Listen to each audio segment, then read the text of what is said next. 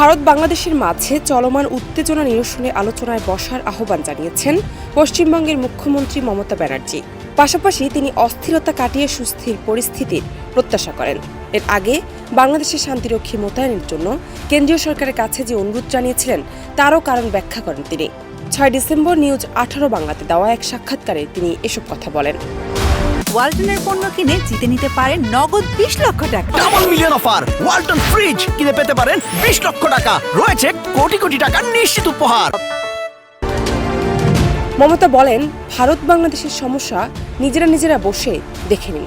এজন্য আন্তর্জাতিকভাবে অনেক ফোরাম আছে, কিন্তু নেগোসিয়েশন বন্ধ করে দেওয়া ঠিক নয়। তিনি আরও বলেন, দুই দেশে একে অপরের সঙ্গে কথা বলে আমার মনে হয় অস্থিরতা কাটিয়ে একটা সুস্থির পরিস্থিতির মধ্যে আসুক।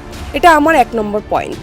দ্বিতীয় পয়েন্ট হলো, পররাষ্ট্র মন্ত্রণালয়কে পার্লামেন্ট অধিবেশনে স্টেটমেন্ট দিতে হবে, ব্যাখ্যা করতে হবে বাংলাদেশের সর্বশেষ পরিস্থিতি। এটা করতে হবে আমাদের সবার জানার জন্য। আগে নিয়ম ছিল, পার্লামেন্ট চলাকালে যদি কোথাও কোনো ঘটনা ঘটতো, এমনকি প্রধানমন্ত্রীরা বিদেশেও যেতেন, তারা এসে পার্লামেন্টে একটি স্টেটমেন্ট দিতেন। এতদিন ধরে পার্লামেন্ট চলছে, আমরা এটার উপর কোনো স্টেটমেন্ট দিতে দেখলাম না। বিস্তারিত জানানো উচিত ছিল, তাহলে আমরা জানতে পারতাম। মমতা বলেন, তৃতীয়ত, আমি কেন শান্তিরক্ষীর কথা বলেছি?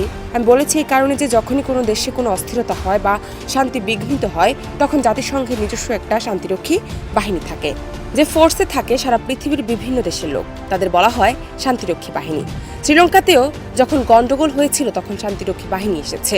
কাজেই ভারতের সঙ্গে একান্তই যদি বাংলাদেশ সম্পর্কের খুব অবনতি হয়ে থাকে, তাহলে ভারত সেক্ষেত্রে জাতিসংঘকে বলতে পারে যে তোমাদের শান্তিরক্ষী বাহিনী পাঠাও, অন্তত মানুষ যাতে নিরাপত্তা পায়। জান্নাত নিপুল, দেশ রূপান্তর।